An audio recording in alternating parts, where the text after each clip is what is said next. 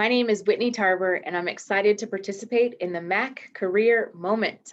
I am an Associate Director of Development and Major Gift Officer here in the Michigan Athletic Department. I've been in this role for about 2.5 years and have actually been at Michigan for over 10 years. I started as an intern straight out of undergrad. My primary responsibility now is to engage existing and prospective donors, as well as alumni and fans and supporters of Michigan, to increase philanthropic support for athletics. So, in other words, fundraising. My colleagues and I are assigned to different regions of the country, and in non-pandemic times, we travel to meet with individuals who might be interested in providing philanthropic support. So my job and our job is to keep our existing and prospective donors, and for me, specific to the Southern States region, keeping those donors informed about what's going on within the athletic department and connecting them with opportunities to support the services and infrastructure that we need to ensure that our student athletes can be successful on and off the field of competition.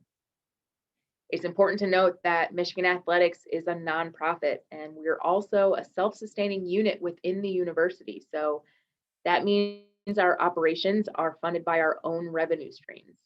And many of you may be familiar with our major revenue streams, but they include spectator admissions, TV and media rights, and philanthropic support from donors. So I would say that many people, including myself, prior to knowing a little bit more about the work, might find this to be a little intimidating, might find fundraising or, ultimately asking people for money to be a little intimidating. But I think a common misconception is that we are cold calling or just asking people at random for money right off the bat. And that's not the case.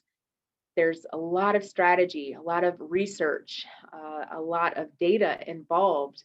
And there are likely many conversations that are had before an ask is ever made. So I would say that my work is more focused on building relationships with donors than asking for money. So, if frontline fundraising or even major gift fundraising doesn't sound right for you, I think that there are still many roles within development that support our work, either from behind the scenes or maybe complement our work at the annual gift level. So even if this role isn't right for you, it doesn't mean development isn't right for you. So with all of that being said, I think the ability to cultivate relationships is the most important skill to have if you're considering a career as a frontline fundraiser.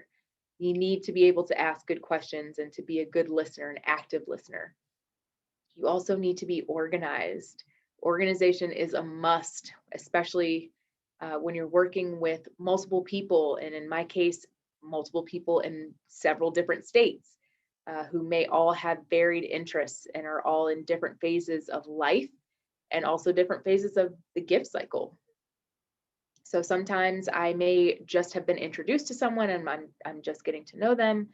Maybe I'm now in a position to make an ask. I've built that trust and built that relationship and I'm ready to make an ask, or perhaps someone has just recently made a gift and now I need to switch gears a little bit into stewardship mode and make sure that the donor really feels good about the gift that they just made and they know that it's being used for its intended purpose. So I have an entire portfolio of people that I manage, and I try to move them along through those different phases of the gift cycle. And many of them have philanthropic interests beyond athletics too. So our team also works in partnership with development colleagues up on campus, and we all work to ensure that our work together is streamlined and informed and collaborative. So there are just a lot of moving parts and people and personalities to manage through all of this. So it's just important to have a system that works well for you to stay on top of it all.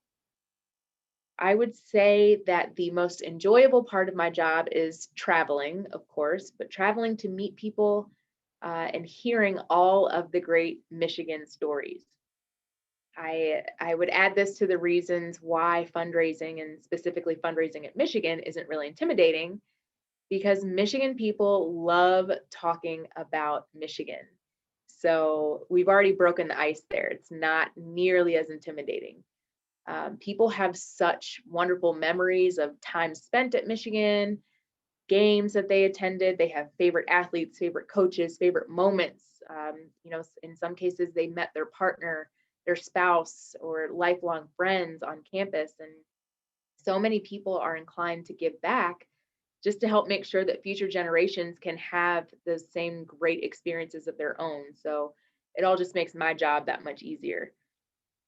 Now, there are, of course, challenges to the work. It's not always as simple as relying on nostalgia and love for Michigan to solicit donations, but there are times where donors' interests might not align with our priorities as an organization or as an athletic department. So, as a very, very extreme example, let's say a donor really wants to build a new football stadium.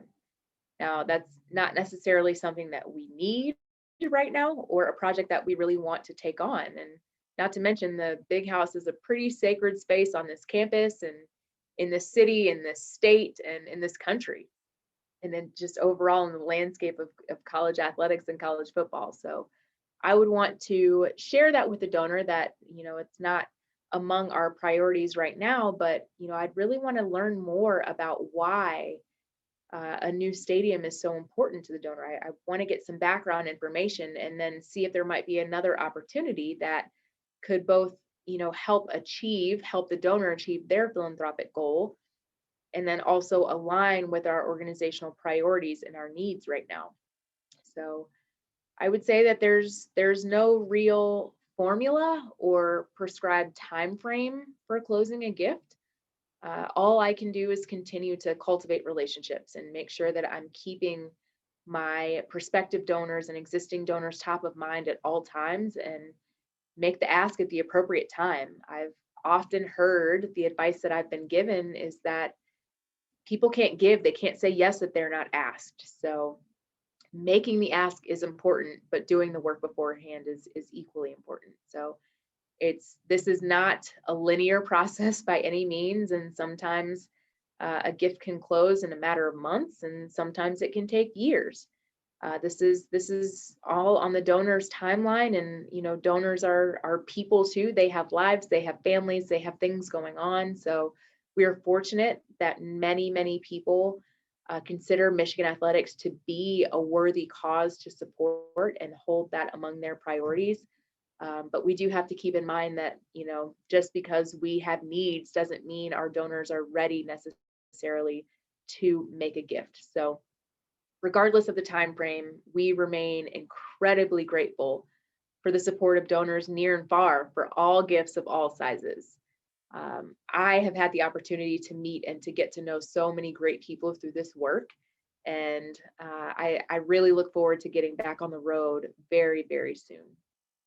I want to thank our friends at the MACC for this opportunity to share a little bit about development and major gift work at Michigan Athletics. And thank you all, and go Blue.